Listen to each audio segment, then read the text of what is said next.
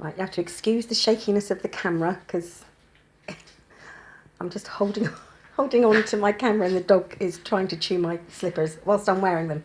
Anyway, so today, or tonight, it is night time, I'm going to take these beeswax candles and I want to cover them in a blend of herbs. This is my herb blend. There's 5 different herbs in here that have been blended together.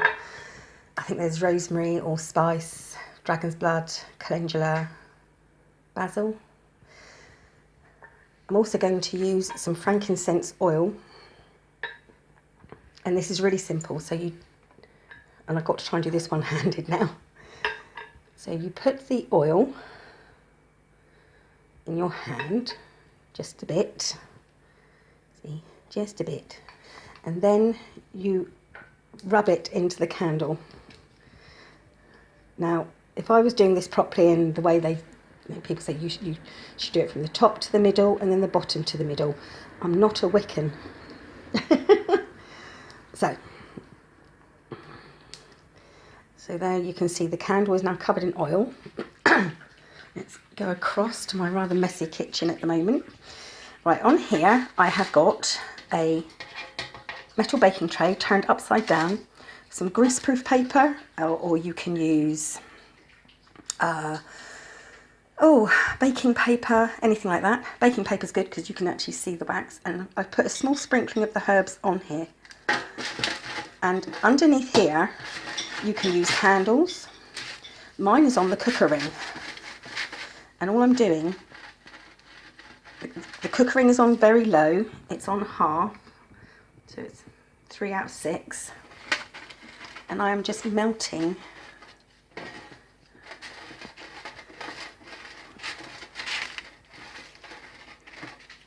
this on here. I'm using the heat to just gently melt the wax. This is a lot easier with cheap candles, by the way, because they melt quicker. Beeswax candles take a lot more effort, but to be honest, it's beeswax candles, they are nicer. So, and you keep doing that until you can see that the herbs are sticking. Now, another way of doing it is to wrap them up one at a time in greaseproof paper, and then you heat it, hold it like this so the candle's wrapped up inside, and you heat it with a heat gun. It takes a long time. You may get a bend in your candle. This way is actually easier because all you do is you keep doing this, and because you're not actually touching the metal, you're not going to get burnt if you're careful. As always, be careful. This does get incredibly hot. I've left it off the side here so that air can escape and air can circulate, because I don't want to do any real damage to anything. So yeah, make sure you do have that space because you're going to be doing this for quite a while. When the candles are fully done, and by the way, this blend, I'm not going to tell you exactly how much of each I use because it's my own recipe, and I do sell these in my shop. It smells beautiful. It really does smell lovely. Now you can see a bit of smoke coming off the side here, so I'm going to make sure that there's my calendula petals. I use quite a few of those. She says, giving away ingredients.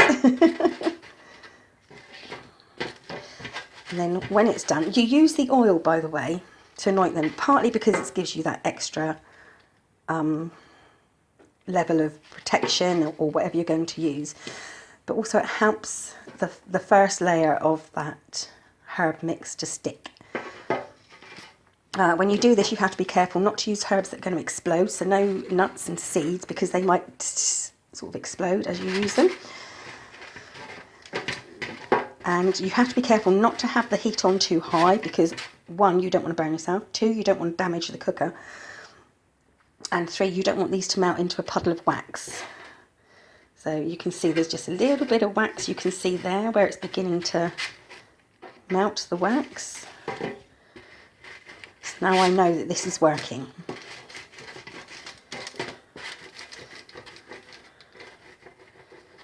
we go. I'm going to keep on doing that until I've got all my candles ready. And there's dog toys on the floor and all sorts because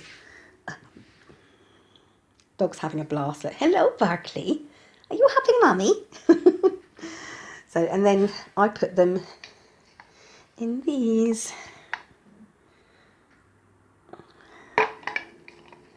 There. So there you go. So you have to excuse the mess. My kitchen has not been decorated yet. And it's a lovely messy job and it smells delicious. So there you go. You need your candles, your herbs and some oil. Some greaseproof paper or baking paper and a heat source that is not going to... You don't want a flame heat source. I mean, you can put flames underneath the upturned tin. And... that will work, but you have to be careful because it does get very, very hot. So I can hear one of my pretty cats coming in. Go Bean. Oh, Coco's run off. Seen the dog and run off. So, okay, there we go. I will be back to show you them finished. And oh, I wish I had smell-o-vision here because it smells absolutely lovely. And here we go. There's my pile of dressed candles and the mess I have to clear up. I am a messy worker, I must admit, but it's easy to clear up. This just goes into my cupboard to be used again because it's fine to be used again for the same thing. This will be washed up, clear up that, and I'm all done. And now I've got to put these in their boxes and I'll show you that again very soon.